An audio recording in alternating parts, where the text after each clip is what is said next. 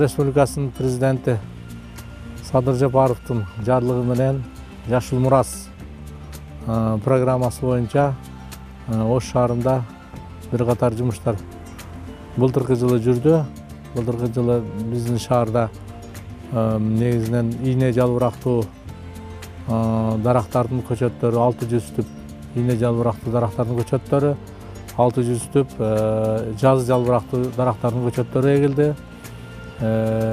Андан сырткары шаар боюнча 1,5 миллионго жакын биз гүлдөрдү чыгардык 5 этап менен.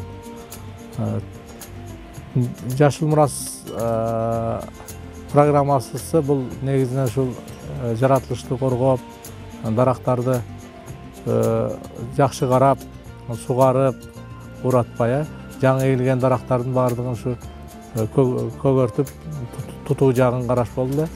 Ошол былтыркы эгилген дарактардын 75-80% дарактар баардыгы тутту. Быйылкы жылга дагы ошол эле өлчөмдө дарактарды чыгарабыз деп атабыз. Андан сырткары шаарга 20 000 дана бадал өсүмдүктөрүн эктик. Алар ушу шаардын негизги жолдордун бойлорунда, парк скверлеринде эгилди да.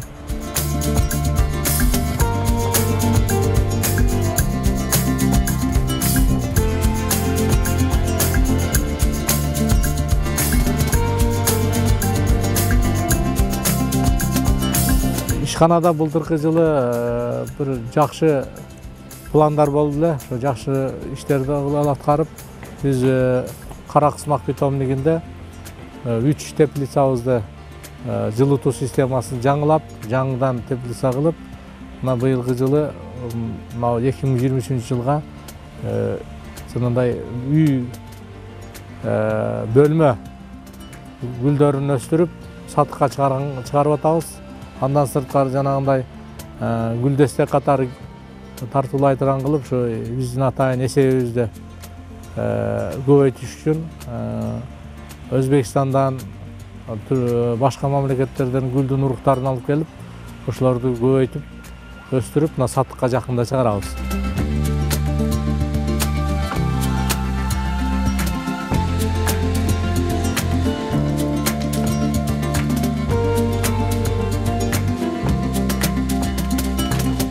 Былтыркы жылдын өлчөгүндө гүл чыгарабыз шаарга. Шаарга 28 гүлдүн түрү чыгат. Ошол 1,5 миллионго жакын гүл чыгат. Андан сырткары ошол 1,5 миңге жакын дарактардын жаңы дарактардын көчөттөрүн өстүрүп эгелди деп атабыз. Анан бадалдардын көчөттөрүдө бир 10 000 түп бадалдын көчөттөрүн чыгарайлы деп атабыз. Бул көчөттөрдүн баардыгы биздин өзүбүздүн питомниктерде даярдалат. Караксымак жана Кеңеш деген питомниктерибиз бар, ошол жерде даярдалып, жетилгендерин шаарга отургузабыз.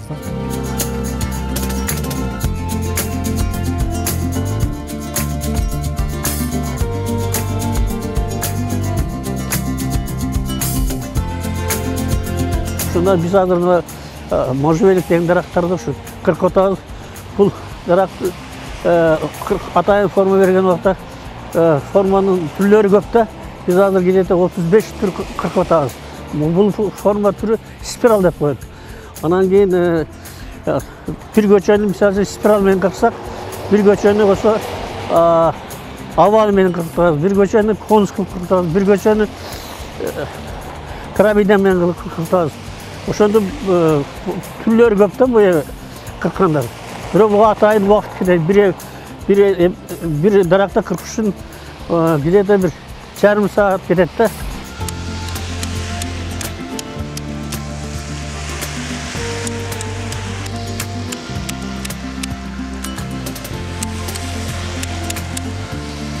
Бизге мындай соо өрүп калат, сер карттан өнүгөр, почему азыр Кудайга шүгүр эл өнүккөн, эме компьютерлерде эмелерде бар.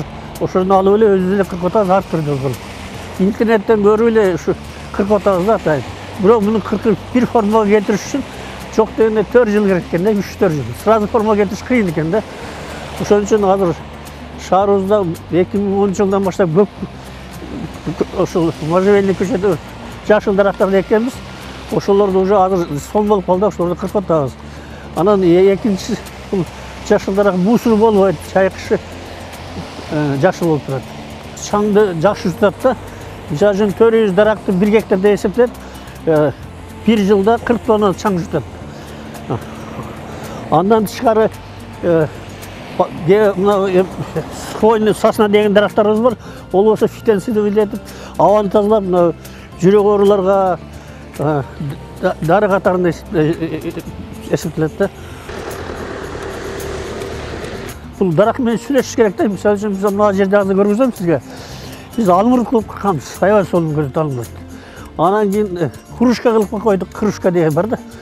Ой, стакан кылып кырктык. Эми түрлөрү көп да. Мисалы бул дарактар формага кетирүүчү дарактарда атайын эгип ушундай кыркабыз. Мына тарелканын аты менен гүл кылып кыркабыз ушуну. Ар түрү бар да. Ош шаарында декоративдүү ар түрдүү декоратив түрлөрү 130 та да. Анын ичинен жашыл дарактардын бир 35 түрү бар. Жашыл дарактардан айта турган болсок, туя восточный, сосна, можжевельник, кипарис, ел, жанагышылар. Анан кийин булар хвойный дарактар, булар только эме жутат да, то есть чаң.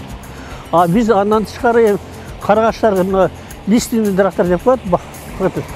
Онда ошо 80 ашык түрлөр бар. Атап айтсак, мисалы карагач, ясен, пүлөн, дуб, чынар, багряник. Эсептесек, мен ушул жерде иштегендиктен ушу дарактардын бардыгын билем, тааныйм дарактарды.